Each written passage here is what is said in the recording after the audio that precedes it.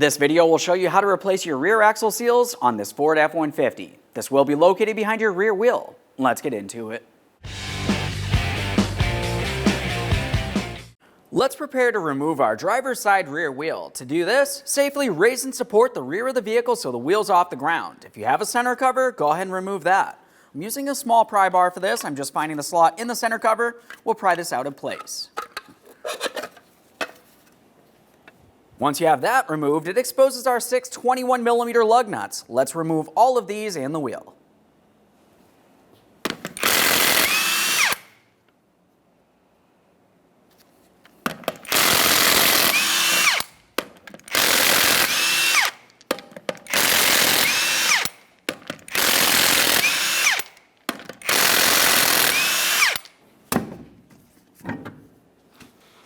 With the wheel out of the way, we have a clear view of our rear brakes. Let's go ahead and start removing our caliper from the area.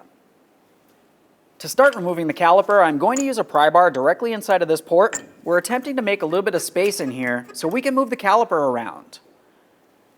After pushing back that caliper piston far enough, we can continue on to our 2 10mm headed mounting bolts along the back side.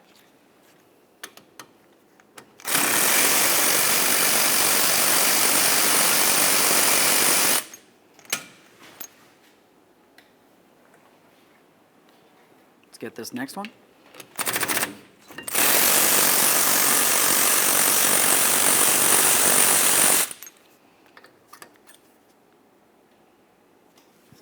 Now we're going to roll the caliper out of place. We're going to start along the top and pull it down and away. A quick inspection of the braking material as we continue on. Once you have the caliper removed, you can inspect those brake pads. On this application, these pads and rotors should be replaced. I'm going to set this aside for now. Let's get this rotor off of here. Thorough inspection of that, we'll set it aside. With the brake rotor out of the way, have a look along the backside of your axle hub. This is where we can see our axle seal, and inside the tube is where the bearing's going to be located. Now in the center of the rear differential, this is where the gear housing is. We're going to remove the differential cover. Before doing so, you just want to make sure you scrape along the sides, confirming that there's no debris that could potentially fall inside. We can just use a flat scraper for this.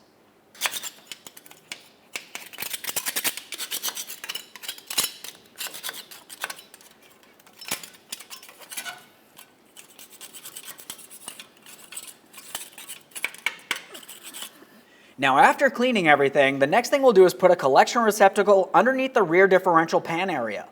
We're not removing the pan yet. Let's move along the forward driver's side of the differential so we can remove our fill plug first. We're using a 3/8 drive ratchet for this. Fluid may come out of this differential port. A thorough inspection of that fill plug confirming it is still reusable. Go ahead and clean it up and set it aside. Now we can start removing our differential pan. To remove the differential cover, you're going to find that you have several 13mm headed mounting bolts making their way all the way around. I'm going to start by removing the first mounting bolt. A quick inspection, start that one in just a couple threads. After that, we'll continue all the way around. Keep in mind there will be fluid inside of this area.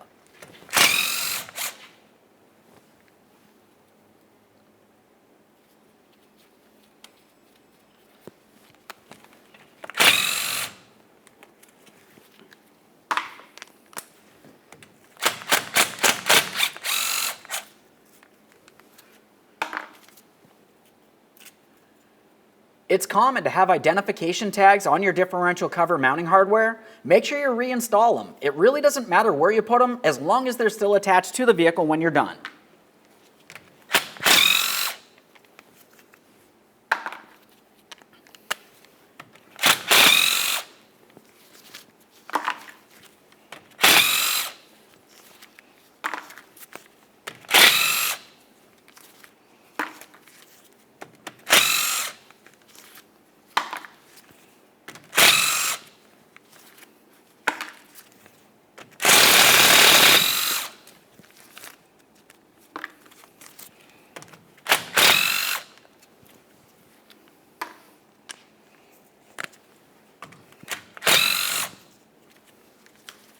Now that we have all the hardware out of there, an exception of the one bolt that's only started in a couple threads, we can start separating this.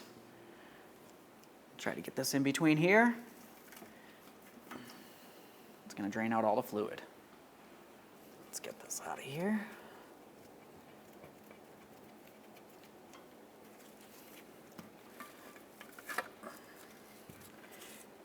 Now, of course, you are going to want to thoroughly clean and inspect the differential cover, especially along the areas that's supposed to have the seal and the mounting bolts.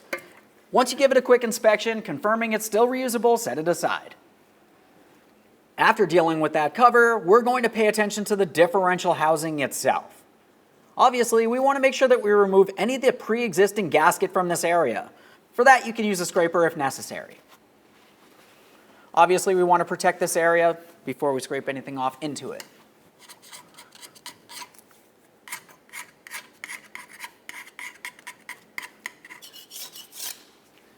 Okay. So now at this point, I have this entire casing scraped down. I have a smooth surface here. I've also cleaned my differential cover. This is in great condition.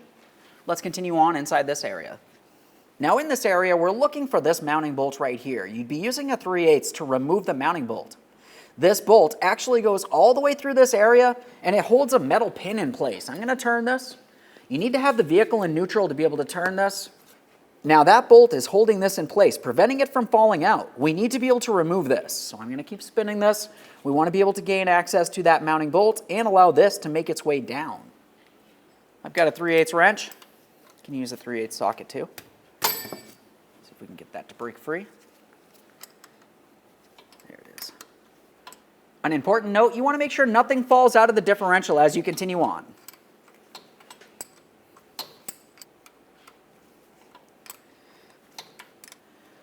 So now this is starting to slide. I'm going to hold my finger over this so it does not fall out of place. Let's remove that mounting bolt. A thorough inspection. If it looks like it's rotted in any way, obviously that would be an issue and you'd want to replace this. Go ahead and clean that up, give it a close inspection, set it aside. Now we can start pulling this down and out of place. Thorough inspection of that as well. Now we're going to pay attention inside this area. We can see the very end of our axle shaft. This is the inboard side. There's actually a locking clip inside of this gear. So what we need to do is make our way to the outside of the axle hub area. We're going to force that axle inward towards the center of the differential. You're going to see the axle shaft push towards the center here, and the clip should dislodge. With that pressed in, we can see our locking clip. I'm going to use a magnet for this once I get it to break free.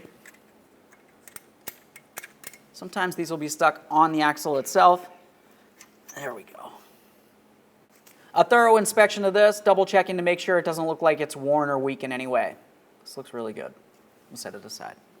Now we're back out along the outer portion of the axle. We'll take hold of the hub area and start carefully pulling this away. We're removing the axle. This is exposing our axle seal. Once you have the axle out, we need to inspect down along this area. This is where the seal would be and the bearing. You want to go ahead and give it a quick cleaning and double check to make sure there is not any grooves or damage. If you can feel anything with your fingernail, that's going to need to be taken care of. This feels really good. We can go ahead and set this aside. Now we can remove the axle seal from our differential tube. To do this, you can use a seal removal tool or a basic pry bar. As far as the pry bar is concerned, I'm going to come in all the way behind my seal, up against this area. Being extremely careful not to cause any damage to my differential tube, let's gently pry.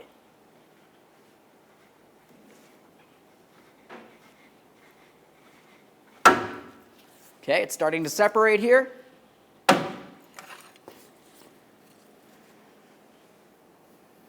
There it is, friend. The next thing I'll do is take a clean rag. I'm going to carefully put it inside this bearing area, protecting it from anything to fall inside. Now what we need to do is clean up the differential tube. Just try to get all along the outer edge here.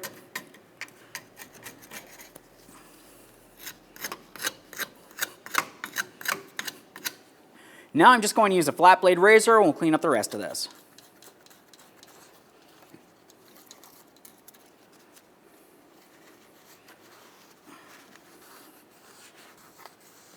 A quick wipe and a thorough inspection. Now it's time to install our axle seal. As far as the axle seal is concerned, the first thing you want to do is have a look along the backside. You're going to find that you have a groove. Inside of that groove, there's also a spring. I like to add some petroleum jelly all the way around that groove, holding the spring in place while I continue on driving this in.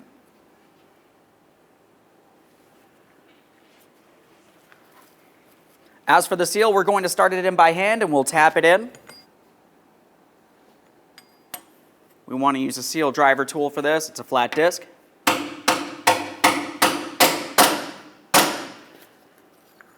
As we were tapping that in, we can hear an audible difference. That's where it bottomed out against the differential tube. We're just going to feel all the way around to double check, making sure it's properly secured in place. Now we're going to add gear lubricant to this area. We want to make sure it's going inside of the differential tube, specifically on the bearings themselves. We're using the manufacturer's specified fluid, 75-140. We'll apply some directly on those bearings. With a gloved finger, go ahead and rotate them around as necessary, working that lubricant into each and every area of the bearing itself. Now that that's well lubricated, we can continue on with our axle. As we bring the axle shaft into position, we're being extremely careful not to cause any damage to our bearing or our seal. There we are. Now we're pressing this in a little bit further than what it typically would want to be because we do have to make our way back inside that rear differential pumpkin to reinstall our locking clip. Now we have this cleaned up, let's go ahead and install it. Press it right into the groove of the axle. Press it on there as far as possible. Continuing on, we're going to push the axle back outward. You can either do that from in here or make your way back outward. Now at this point, we're going to pause on this side of the vehicle. If you intend on replacing your axle seal on the opposite side of the vehicle at the same time, now's the time to do it. You just want to repeat this exact same process. After you've completed that and you're back at this point, you're going to be back in the center of the differential. We're going to be installing the next two parts. Let's start with this. We want to make sure that we have our circular port facing towards where our mounting bolt port is. Start bringing this up and through. Now, if you find that you have a hard time bringing this through, you can carefully reach inside this area and you can make adjustments to these gears. You just want to be extremely careful you don't push them too far and they eventually fall out. Coming straight up and through. We're aligning our mounting bolt port. Now for this, I've already cleaned the threads and I've applied blue thread locker. You can also use green if you'd like, but never use red thread locker on this application. Start it in, snug it up. The torque for this is 22 foot-pounds, assuming you can get a torque wrench in this area.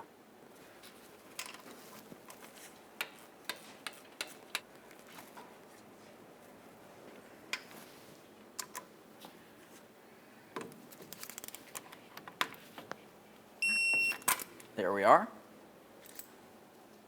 You need to confirm that this is properly torqued. If it loosens and removes for some reason, this could potentially come out, hit up against the differential cover, and cause some serious damage. We have it torqued. Let's go ahead and clean up the mounting surface here once again so we can reinstall our pan cover. Now we're going to pay attention to our differential pan cover. We've cleaned the mating surface on the pan itself and inspected it. Everything looks good. We're going to continue on with gasket maker. If you do not have a pan gasket, the important thing about gasket maker is you want to make sure that it is oil resistant. After confirming that, we're going to make a bead all the way around this differential pan, and I'm going to spread it out using a gloved finger.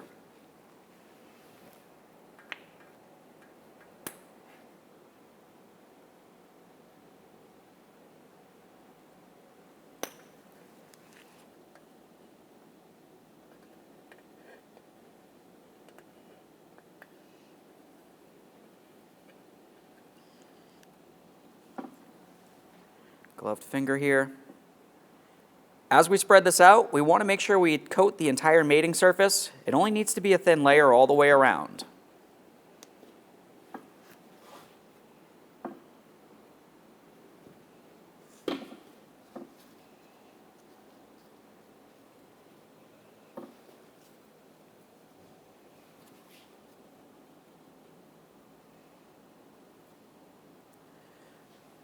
Let's get this on the vehicle. We'll use parts cleaner directly on a rag. Clean the entire mating surface. There can be no gear oil on the mating surface. Otherwise, your seal may not seal properly.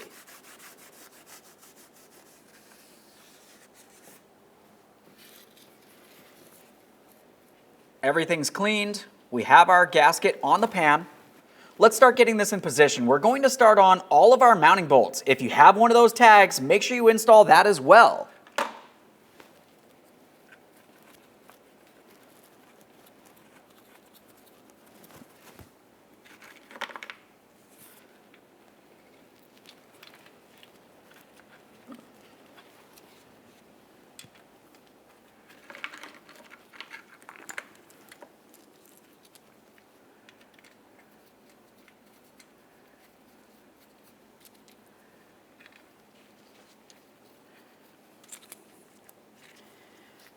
As I mentioned, as far as the tags are concerned, they can go anywhere. I typically like to have them on the driver's side of the pan cover, so when I tighten the bolts, if it spins the tag, it does not damage it.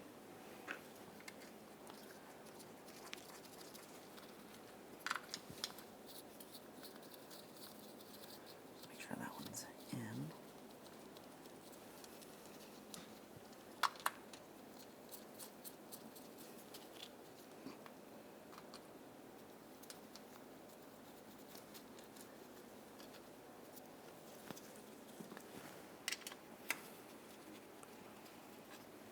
Once they're all started in, snug them up. The torque for these is 33 foot-pounds.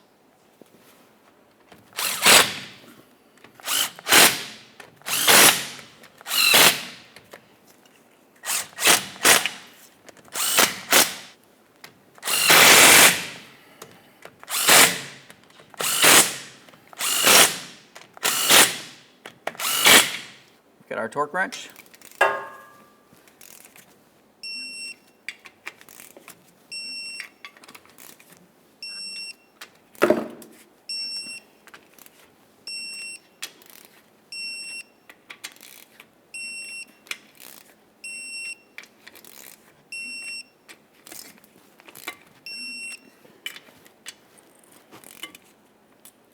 There's that tag spinning, as I mentioned. Just fold that up against there. Just do a second pass, confirming everything's properly secured.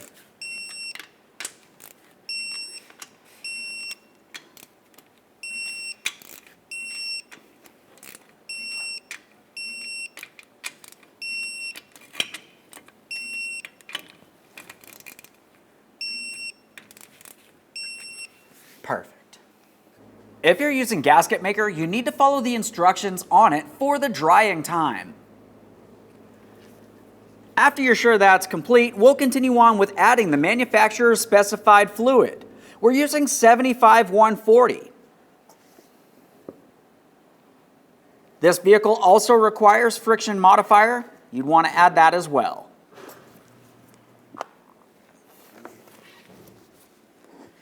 Now we can install our fill plug. I have thread sealant on my threads. Start it in, snug it up.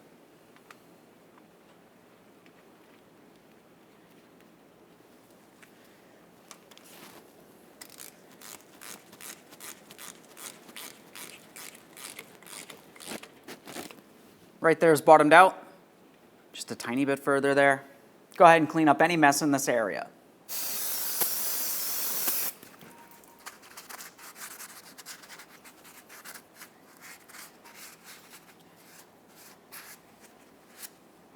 Now we're going to clean the hub mating surface of the axle so we can install our rotor using a wire brush.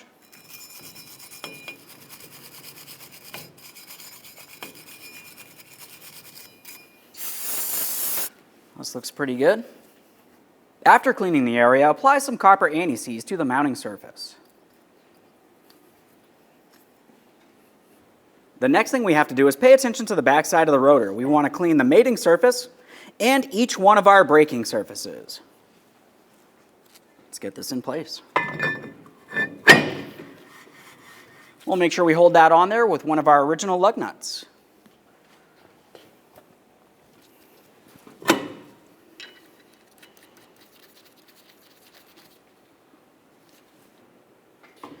Get our caliper on. Just tap it onto place. Should seat perfectly. Continue on with your mounting bolts. Let's install both of our caliper slider mounting bolts. For these, once you have them started in, snug them up and torque them to 20 foot-pounds.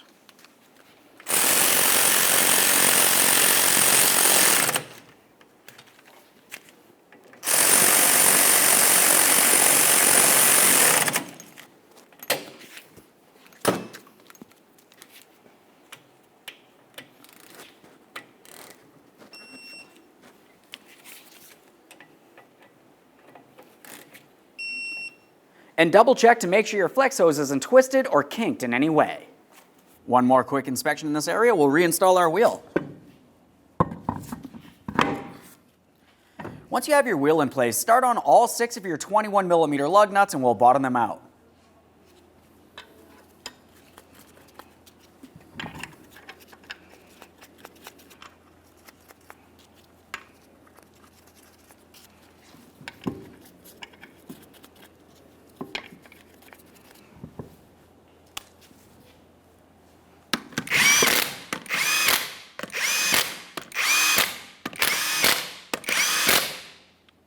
Now with the wheel safely on the ground, let's torque each one of our 21mm lug nuts to 150 foot-pounds in a crisscross manner.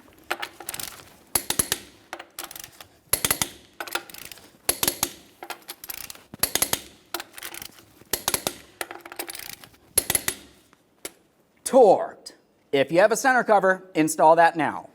Now when installing the center cover, the one thing that we want to pay attention to is the slot where we had pried from. If you were looking at the wheel, you're going to find that it has a notch. That notch would be located closest to your valve stem. Let's align all 3 of these areas and we'll tap this into place.